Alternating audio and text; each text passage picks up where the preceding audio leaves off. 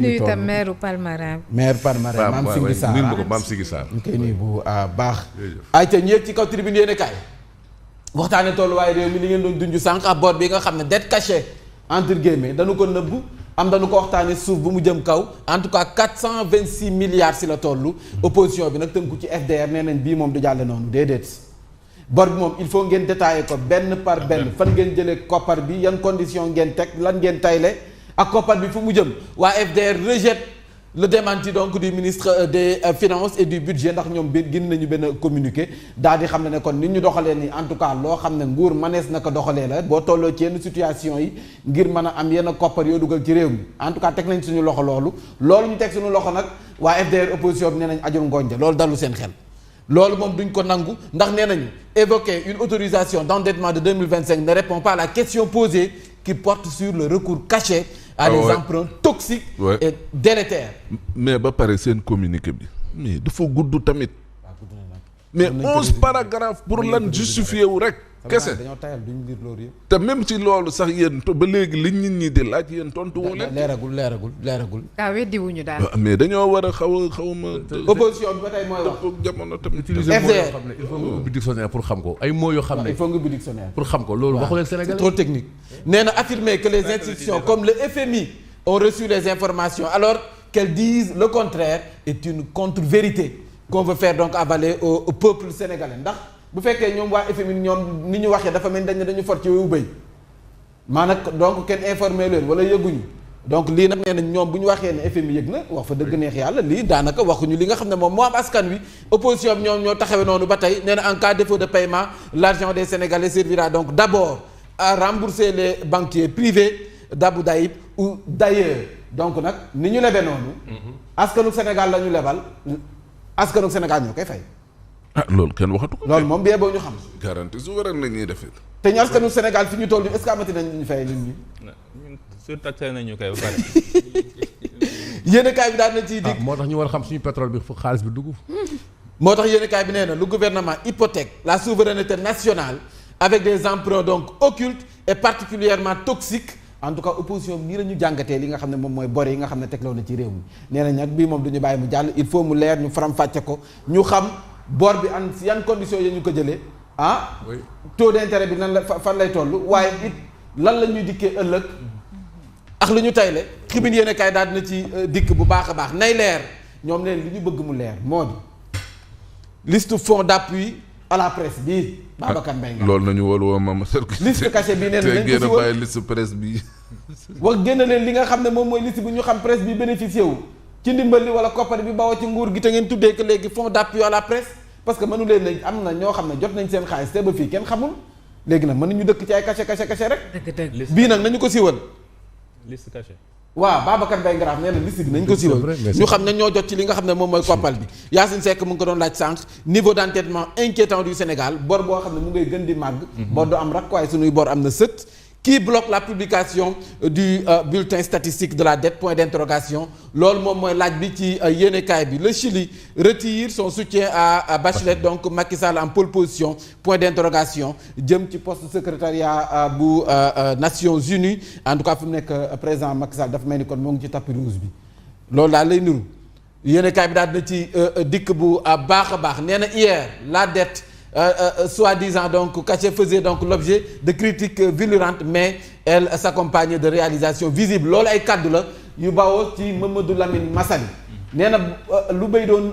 dundee ba cax ci sikkim mënoon na koo dundee ba xëy dee mais c'est vrai bi bi njool boobu koket amul waaw nee na nguuru Macky Sall det caché woo wala det bu ñu nëbb wala bu ñu gas bu ñu suul terew réew maa ngi doon dox dëgg la de walaay lu ñu lef ñu ngi doon réaliser mi ngi ne woon fàng de waaw nga mën ci duut baaraam forum mën ngaa joxoñ ne lii Macky Sall laa ko fi ba waaye tey jii ñoom seen bor yi nga xam ne kenn xamul nu mu toll te mënoo joxoñ baaraam ba léegi ne lii la lañ fi def Mamadou Lamine Massaly mooy ni xam ne mais boobu dañu la jox feuille de Cheikh Diba bi moo doon directeur de la programmation budgétaire dañ la wan yoon bu ñuy fayee bor bi boobu dafa leeroon naa ñi mais fii leerut xamuñ ko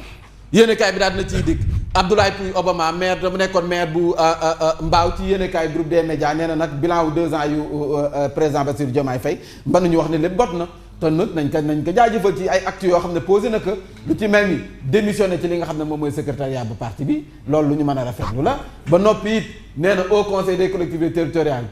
conseil économique social et environnemental ñu daal di koy tas nañ ko féliciter ba pare ndàmpaay dëkkuwaay ci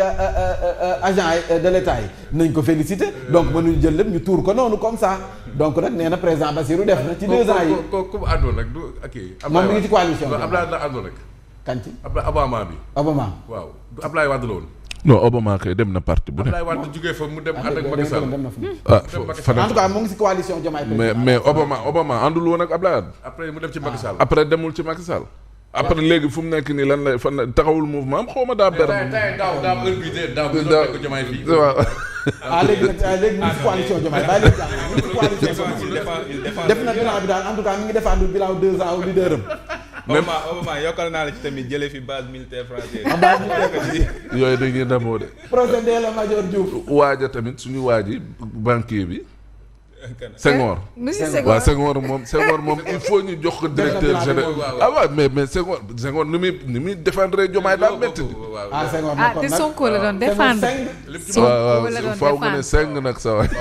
procès Ndella Madior Diouf maire Kaolack bientôt incha allah. dañu ko renvoyé ba 28 avril 2026 donc Ndella Madior Diouf ñu koy nuyu parce que moom dafa bokk suñu inconditionnel. fajar bu doon matinal bi du ko tardé ñu ngi ñaan yàlla nattu bi nga xam ne moo tegu si kawam ñu daal di koy tegg parce que fii réew mi toll ñu koy nuyu dégg Ndella Madior Diouf dañ ko soxla ak kan. parce que actualité dëgg ah maire Louga. waaw maire Louga waaw. tam daf ñuy waaw mais seetaan nañ ko quoi dañ ko fàtte quoi. waa Louga mer nañ de waa Louga mer nañ loolu. donc Ndella Madior fi ñu toll nii xam nga ne réew mi soxna sa xalaat donc wax fa dëgg yal na yàlla teggal nattu bi ba nga dellu siwaat ñu wutali sa Kër Massar xam naa Mamadou Fofana dina si ñëw ci tës bi benn réseau bi nga xam ne ñu ngi koy wéy di démantelé ak borom ñaari tour yi am na ñaari étudiants yu nga xam ne teg ñooñu leen ndox ak ñaar ci ay commerçant dañ leen fekk démb ci ab néeg am na beneen taskatu xibaar bu nga xam ne teg nañ ko ci loxo yéenekaay bi daal dina ci dikk ñu nekkoon ci li Imam Matar di tere ci réew mi kay ngay wax. waaw waaw ñoom nëbbatuwuñu woon ñoom nee nañ ñoom ña nga woon seen balaxal ma daa ñoom. kenn dafa beere xam nga ko jàpp loxo si poos. waaw nëbbatu. léegi ñi jàpp nii loi bu bees bi la ñoom. non parce que loi non promulgué guñ ko. waaw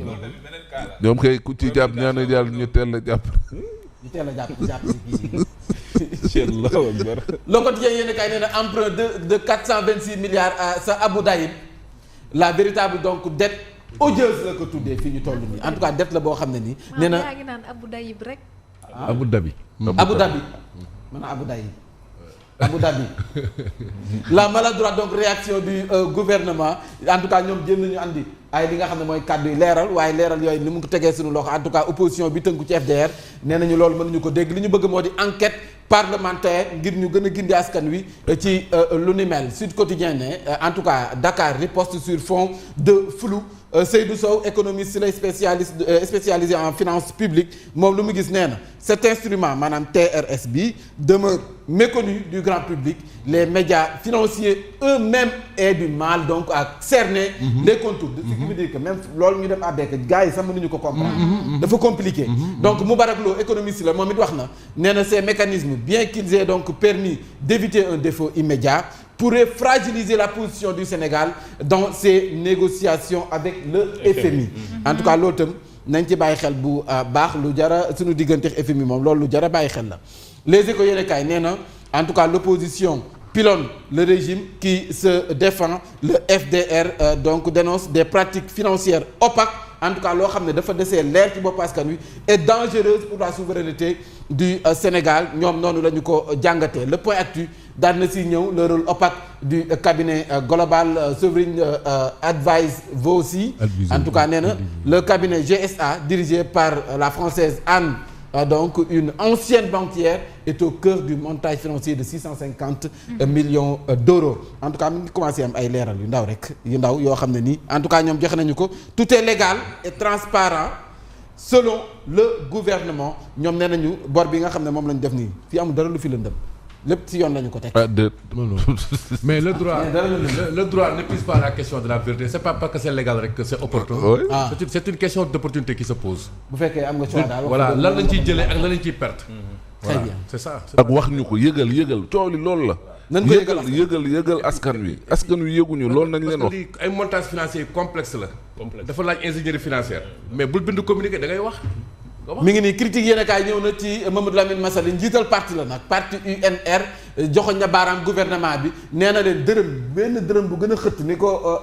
Thiel mag di waxee du jàlle noonu du reese noonu bee boo ngeen xam ne di ngeen rendre compte tôt ou tard Mamadou Lamine Massaly moo ko xamle nee na le Sénégal que nous parcourons durant vos 2 ans ne porte pas les marques de tels investissements constate donc le président du parti UNR moom ci boppam Mamadou Lamine Massaly ci yéenekaay bi yëkkati na ay kàddu yu dëggam teg ko ci nguur gi nee na le karma yéen a fi doon woote dette cachée ba faf nag mujj tàbbi ci dette cachée mi ngi ni et Dieu est juste Mamadou Lamine Massaly moom noonu la gisee ci yéenekaay bi mi ngi ni le FDR exige donc une enquête parlementaire yéenekaay bi foofu la génne le point actu dafa ñëw ci Omar Ba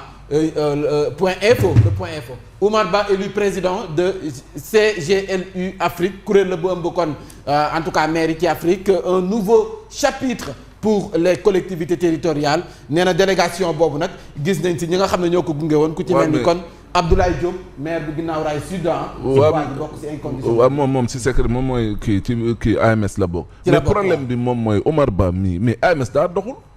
AMS doxul association des maires du Sénégal laaj leen ba xam dox na. am na beneen bu parallèle bu nekkoon. non mooy ñeneen ñi ñu ànd ak Pastef ñoom seen kii nañ kuréel bopp yaareel xaw ma nuñ tudd noonu. mais dama ne la moom mii lii mu jiite nii ci réew mi. mais AMS daa doxut. loolooy problème. waaw mais kon lii nii génn ko ne dañ maa nommé Afrique ak nangama boo mënul doxalum Sénégal gii gu tuuti gii. mais tamit. en tout cas à l'unanimité de sa assemblée générale bu kuréel bu Afrique bi sa Nouakchott moom la ñu tànn teg ko ci bopp kuréel gi moom président bu AMS maire de Ndiop. wuutu na fa kon Fatima Abdel Malik délégation ba Abdoulaye Diop bu Guinaw Rail Sud mi ngi fa woon Malick Ndiaye Talibouya Ba Madiagne Seck ak Cheikh Gueye. ak Mbaye Dione gunge foofee akan Mbaye Dione ñoo ko doon gunge sa Mauritanie. aywa lan moo gën a fës.